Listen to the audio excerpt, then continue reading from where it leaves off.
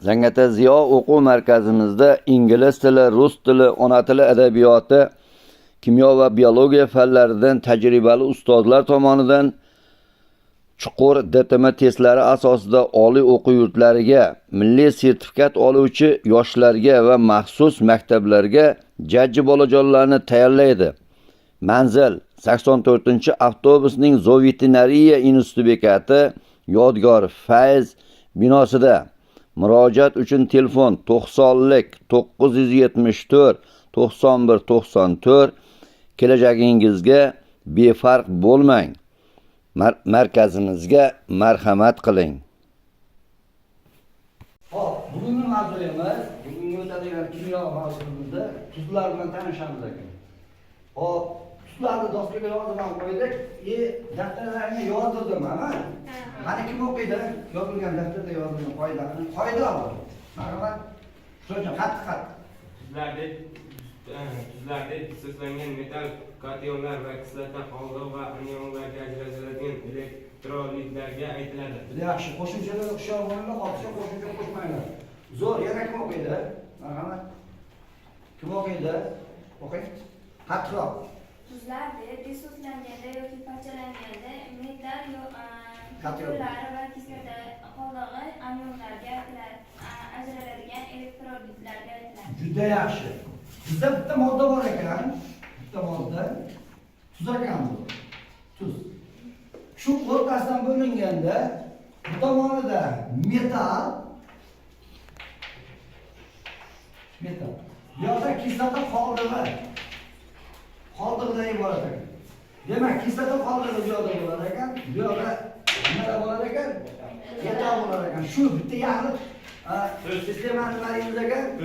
Tuzlar deymiz ekan. Qaranglar, tuzlar deb dissoslanganda, ya'ni parchalanganda, suyuqlikda parchalanganda metal kationlari, mana metal kationlari va kislota qoldig'i anionlariga, ya'ni ionlarga, musbat va manfiy ionlarga, bu musbat kation, bunisi manfiy ion. Anionlarga ajraladigan elektrolit. Bunda elektr to'ki o'tadi.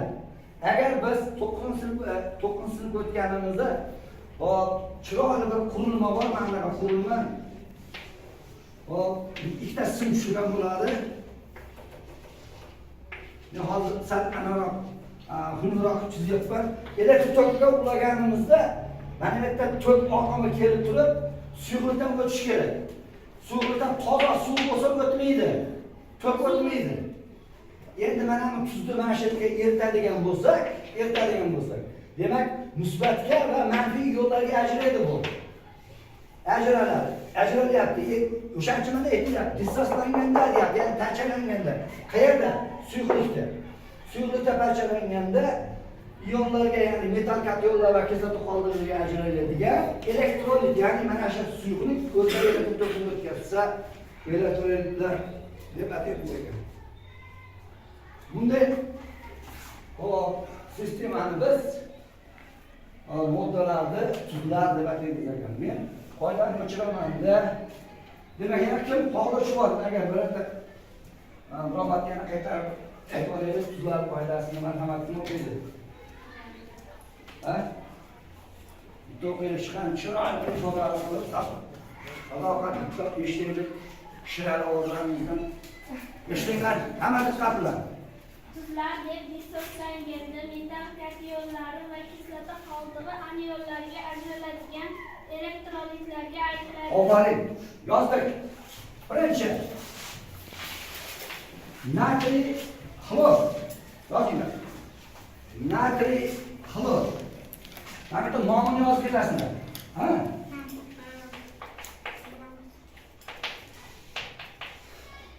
Mana deb yozib ketaverasizlar. Men yozsam ancha vaqtim ketib qoladi.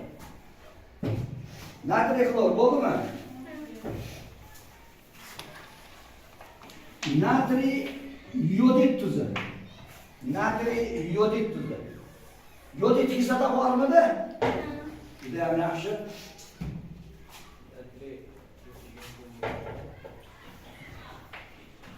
Natriy ftalit tuzi. Ftalit kislota bormi? Nima kislota? kislota yo'dik kislota bu. Mana shuni olyapmiz. Mana. Kislotasini qoldirib olyapmiz, ha? Lekin metal ta'sir qildiryapti. Demak, natriy yo'dik, natriy ftarit. Shunaqami? Natriy bramid. Natriy bramid. Bo'ldi.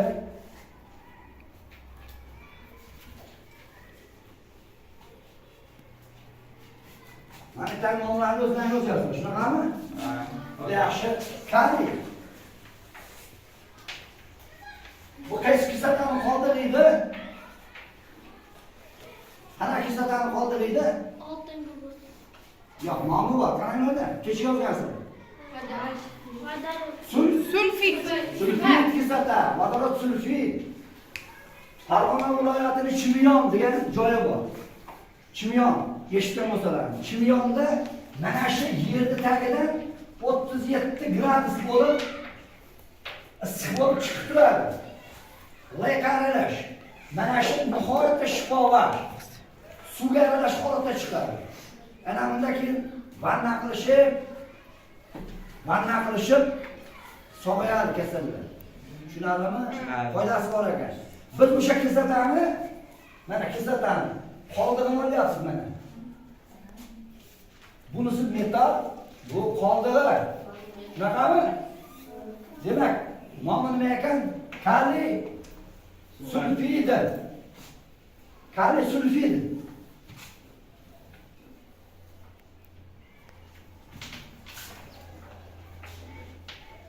Natriy sulfid. Endi ustoz, nega siz oldin mana ularda birorta indeks ishlatmadingiz? Xulosalamiz. Tuzlarda sal murakkabroq joyi bor bolalar. Nimaga? Mana bularda hech qanaqa indekslar yo'q. Bunda paydo bo'lib qoldi degan savol tug'iladi. Ha? Bu ikki variantlar, vodorod 2S. Bu yerda vodorod kislotaning qoldig'i ikki variantlar. Qoida qaranglar. Kislotaning qoldig'ini variantligi oldidagi vodorod soniga bog'liq. Nechta vodorod bo'lsa, o'shancha qoldiq, o'shancha variantga to'g'ri keladi. Nechta vodorod bor? Ikkita. Ko'rdingizmi ikki variantni? Demak, shundan foydalanamiz. Ikki variantlarmi? Kaliy necha variantlar? Bir variantlar. Buning bo'linadigan. To'g'ri o'tirsin. Buning bo'linadigan son 2. 2ni birga bo'lsam 2. Mana o'sha 2.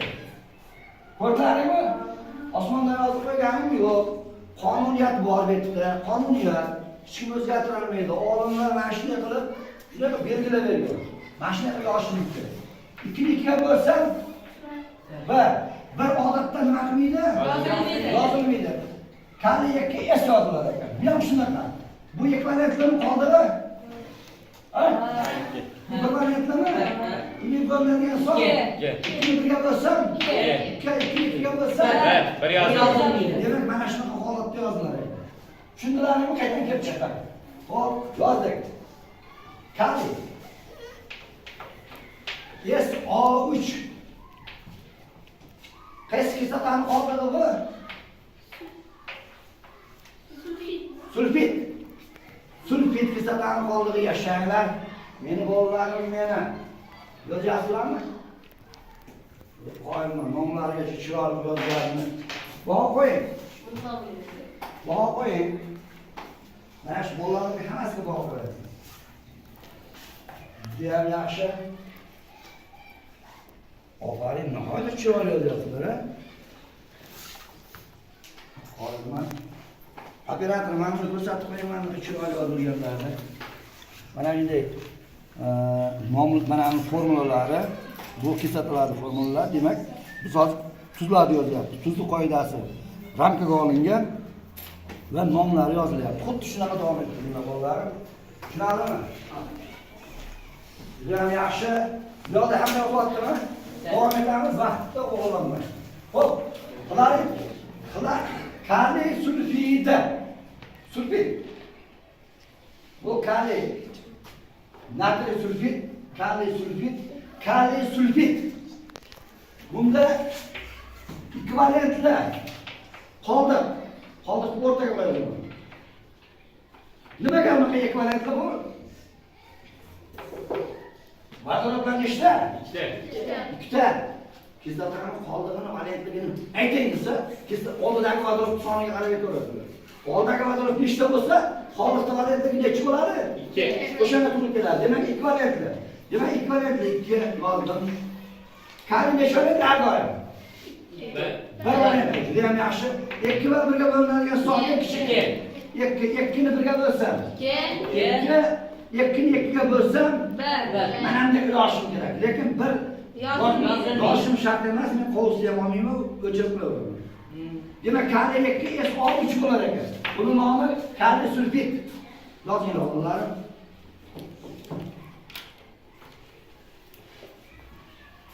Yana bitta yozamiz. Mana kislotadan foydalanaman. 2SO4. Qaranglar, bunda kislorod yo'q. Bunda 3 ta kislorod bor. Bunda 4 ta kislorod bor. Nomlarida farq bo'ladi. Sulfid, sulfid, sulfat. Demak, bu yerda biz littik SO4 anki ko'rdim. Qaranglar. Littik bir variantlar sulfat kislotaning qoldig'i 2. Ekvivalentli. Men bo'linadigan son 2. 2 ni 1 ga bo'lsam, mana shu 2. Ko'ryapsizlarmi? Mana shu 2. Ay 2 ni 2 ga bo'lsam, mana bunday birlashishim kerak, shart emas, yozmayman. Demak, mana shu holatda yozib, davom ettirib ketamiz. Xo'p. Bu yerda 3 valentli kislota bor, bitta 3 valentli kislota, sulfat. Fosfat. 3 PO4. Fosfat kislota. Natriyni. Mana shu yerda ozgina farq qiladi. PO4. Bu necha valentlar? Qoldilar. 3. Mana bir valentlar. Bunga bo'linadigan son 3. 3 ni 1 ga bo'lsam, 3. 3mi? Ha. 3 ni 3 ga bo'lsam, 1. Yozilmaydi. O'quvchilar, mana shu holatda yozib boramiz ekan. Nomini ustoz. Bu natriy fosfat. Natriy fosfat. Bu fosfat tuzlar. Ya'ni o'simliklarga soladigan o'g'itlarimizning formalasi mana shundan iborat ekan. Ammoniy nitrat, ammoniy fosfat, mana shular bo'ladi. O'quvchilar, biz hozir kislotalarni endi boshladik, tuzlarni endi boshladik. Hozir 15 tadan oshiq tuzlarni formulasini yozamiz, nomlarini yozamiz va mana shuni ustida ishlab boramiz. Kimlar hozir nimalarga tushunmadi mana shu yerda? Tushunganlar bo'ldimi hammasi? Tushunmagan joylaring yo'qmi? Yo'q. Tushundingizmi? Mana ustoz, mana. Qaysi? Bu chiqib ko'rsan. Littiy fosfat. Yozib qo'ying. Littiy fosfat. Littiy fosfat tuzi. O'quvchilar, xuddi shunday davom ettiramiz o'quvchilarim. Menga mana shu tuzlar mavzusida savollar bormi? Yo'q. Savollar bo'lmasa, hozir darsimizga davom ettiramiz. Sog' bo'linglar.